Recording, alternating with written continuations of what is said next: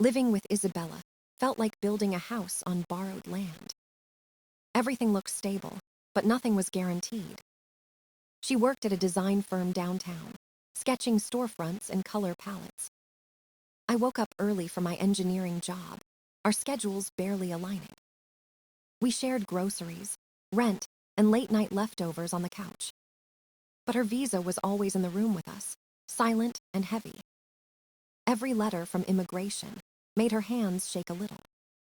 She organized documents into folders with colored tabs, like armor. Sometimes she'd wake up at 2 a.m. checking case, updates online. She scroll through horror stories of delays, denials, and deportations. I tried to comfort her, saying love would find a way. But even love can't fight bureaucracy.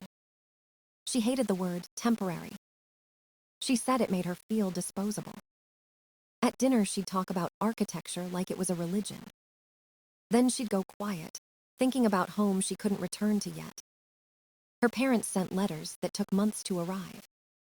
When one came late, she cried without words, holding it like it hurt.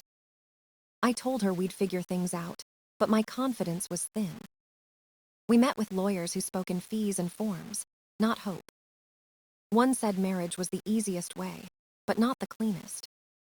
He used words like intent, evidence, and fraud. I watched Isabella's shoulders tighten with every explanation. She said she didn't want our love to sound like a transaction. I said she wasn't a case file. She smiled, but it was a tired kind of smile. We made spreadsheets of possible sponsorships and deadlines. She hated every line that ended with a question mark. Sometimes she'd joke about marrying me for Costco benefits. I'd laugh and say, only if you promise to use the dental plan. The jokes helped until they didn't. Underneath them was a quiet panic neither of us named. Her friends from school faced the same uncertainty. Some married Americans. Some went home. Some disappeared into paperwork. She called it living on borrowed time. At family dinners, my parents adored her. My mom said she had kind eyes. My dad said she asked smart questions. But my uncle's jokes about immigrants made her flinch. Afterward, she said she was calculating every word, afraid to sound wrong. I didn't understand then how deep that fear ran. Every form, every question, every signature was survival. I thought love would protect us. She knew better. At night, she'd stare at the ceiling, whispering about deadlines. She said time was running out, and I said we'd stop the clock. But clocks don't stop for people like her. They just count louder. By month 8, we were already a team built on hope and worry. We talked about futures we didn't know how to reach. We believed in each other, but not in the system. And somewhere between her laughter and her visa forms, I began to realize our love had an expiration date. The company party was supposed to be fun. Isabella had worked for weeks on a big retail project. She was exhausted but proud, dressed in black silk and red lipstick. The venue was a warehouse turned into a trendy gallery bar. Neon lights, a DJ, too many cocktails, too many people pretending to care. I wore a blazer for the first time in years. Everyone looked too confident, like their lives were filtered. Madison, her coworker, was filming everything for Instagram. She treated social media like oxygen. Every drink, every laugh, every person was content. Isabella rolled her eyes but played along. She was always polite, even when she hated the crowd. We danced for a while, awkward and happy. The music was loud enough to drown our worries. Then Madison started her Instagram live. She walked around the room asking people questions. What's your New Year's resolution? Who's your crush? What's your big win this year? Everyone shouted answers, drunk and shining. When she turned the camera toward us, Isabella smiled. I put my arm around her shoulder. I said something generic about love and new adventures. And then Isabella leaned into the phone. Her voice was playful, confident, careless. I'm only dating him for the green card. Americans are so gullible. The words landed like a stone in water. People laughed, but not everyone. Some laughed because they didn't know what else to do. Some just stared. Madison screamed, "Oh my God, Savage," and kept recording. I froze. For a second, I thought I'd misheard. But Isabella's face looked too natural, too practiced. She quickly added, "Kidding, kidding," and waved her hands. The laughter faded into background noise. I tried to smile, but my chest felt hollow. The moment passed, but something between us cracked. She squeezed my hand and whispered, "Don't look so serious." I wanted to believe it was harmless. But it was. The ride home was quiet. The driver talked about sports on the radio while we sat in silence. Isabella kept typing messages to Madison. "Please delete that video. Don't post it. It was a joke." Madison replied with emojis and half promises. LOL okay, but it was hilarious. At home, we argued softly, too tired for shouting. I said, "People don't hear the italics when they don't know you." She said, "You know I didn't mean it." I said, "You can't joke about that. Not you. Not with your visa." She said, "I can't live censoring every word I say." Then she cried, frustrated, ashamed, angry. I held her, but my thoughts were already running wild. What if someone saw the video? What if it spread? She said Madison would delete it by morning. I wanted to believe her. But part of me knew the internet never forgets. That night, we slept facing opposite directions. The air between us felt heavy and final. I stared into the dark, hearing her breathing slow beside me. I kept replaying the joke in my head. 16 words that could ruin everything. And I had no idea how fast they would. 2 weeks later, everything started to collapse. I was at work when Isabella texted me, "Can you talk?" Her words looked like they were shaking. I called immediately. She whispered, "They're here." I didn't understand at first. Then she said, "ICE agents at my office." My heart stopped. I grabbed my keys and drove faster than I ever had. Red lights felt like traps. When I arrived, the lobby was quiet and cold. 2 men in dark jackets stood by the reception desk. Their faces were expressionless, their tone too polite. Isabella was pale, her hands trembling near her phone. Her boss hovered nearby, unsure whether to comfort or protect himself. Madison sat in a corner, eyes wide, phone nowhere in sight. The agents asked if I was Ethan Cooper. I nodded. They asked if Isabella and I lived together. Mostly, yes. They asked if we'd ever discussed marriage. Of course, like any couple. Then they showed me the video. Madison had handed over her phone. The clip played again, glowing on the screen like poison. Isabella's voice filled the room. "I'm only dadding him for the green card." Laughter. Then kidding. Silence. The agent paused the video and looked at me. Did she ever say this outside of a joke? I said no. It was just a stupid, nervous moment. But my voice sounded weak even to me. Isabella tried to explain, her words tripping over each other. It was a party. I was being sarcastic. It meant nothing. One of the agents sighed, tired but not cruel. "These things spread," he said. "They get flagged automatically. Someone reported it. Someone. An algorithm. A random scroll through hashtags. Whatever it was, it had found us. They asked us to come in for an interview the next day. I said yes before thinking. When they left, Isabella collapsed into a chair. She looked smaller than I'd ever seen her. Her boss said they'd cooperate, but his eyes said otherwise. Madison muttered an apology that sounded rehearsed. I wanted to yell, but words wouldn't come. On the drive home, Isabella stared out the window. Her reflection looked ghostly in the glass. "I ruined everything," she whispered. I said, "We'll fix it." But even as I said it, I didn't believe it. That night, we sat on the couch surrounded by silence. She searched for lawyers online, scrolling until her hands hurt. I stared at the screen too, pretending to help. Every website said the same thing. Intent is everything. A joke isn't just a joke when it's on video.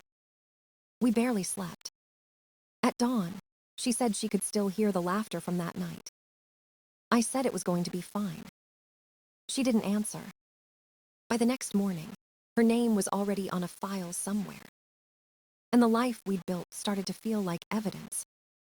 The lawyer's office smelled like coffee and fear. He explained everything in slow, heavy sentences. Intent mattered more than truth. Even a joke could be proof. If the government believed her words, she was done. He said the options were ugly. Get married and fight, or accept deportation. Both paths cost money, time, and hope. Isabella stared at the floor while he spoke. Her hands twisted the strap of her bag. When we left, she didn't talk until we reached the car. She said, "If we marry now, it looks like we're guilty." I said, "If we don't, they'll say we were never real." Neither answer sounded like love anymore. That night we fought and made up in the same breath. We were scared of losing each other, scared of lying too. The letter came 2 weeks later. A notice to appear in immigration court. It looked like an ordinary envelope until you opened it. Then it felt like a death sentence. The hearing was scheduled for April. We spent nights rehearsing answers, building timelines, printing photos. Our lawyer said, "You can't undo the video. You can only show what's behind it." The morning of the hearing, Isabella wore gray. She said color felt dishonest. I held her hand in the waiting room full of strangers. Everyone there carried a folder and a story. When her name was called, my stomach dropped. The courtroom was small, cold, indifferent. The judge didn't look cruel, just tired. The government lawyer opened a laptop. The video played again. No music, no laughter this time. Just her voice echoing against the walls. "I'm only dadding him for the green card." She whispered, "I was joking," but the sound drowned in silence. The judge asked questions like bullets. Did she talk about marriage? Did she worry about her visa? Did she say marriage would solve it? Isabella answered honestly, maybe too honestly. Her honesty became a confession she didn't mean to give. Then it was my turn. They made me swear to tell the truth. My throat was dry, my palms sweating. The government lawyer leaned forward. "Mr. Cooper, did she ever admit marriage would help her stay?" I looked at Isabella. Her eyes begged me not to say it. I looked at the judge, waiting, patient, merciless. I said, "She once said marriage would fix her status. But that wasn't why she loved me." The silence after was unbearable. The lawyer's pen stopped moving. The judge nodded slightly, already decided. She used words like inadmissible and fraud. She said 10-year bar, the way a doctor says terminal. Isabella covered her face with her hands. I wanted to take the words back, but it was too late. The gavel sounded soft, but it split the air. In that moment, I understood that truth doesn't always save you. Sometimes it ruins what little hope you had left. The morning she was deported, the city looked too bright. Sunlight spilled over glass buildings like nothing had happened. We packed her suitcase the night before, folding silence between clothes. She labeled everything like it could make sense of the chaos. Toothbrush, books, sketchbook, memories. I made coffee, but neither of us drank it. Every sound in the apartment felt louder. The hum of the fridge, the soft drag of the zipper. She said, "I made a joke and now my life is a suitcase." I wanted to say something wise, something brave. But all I said was, "I'm sorry." Her parents called from Colombia, their voices trembling but proud. Her mother said she would make her favorite soup when she got home. Her father said, "Some rooms are too small for the truth." I didn't know what that meant until later. At the airport, we moved like ghosts. People rushed past us with vacations and plans. We had only endings. She held my hand tighter, up the security line. Her fingers were cold, but her grip was steady. "I know what you did in court," she said quietly. "I had to," I answered. "I know," she said and looked away. We didn't say goodbye out loud.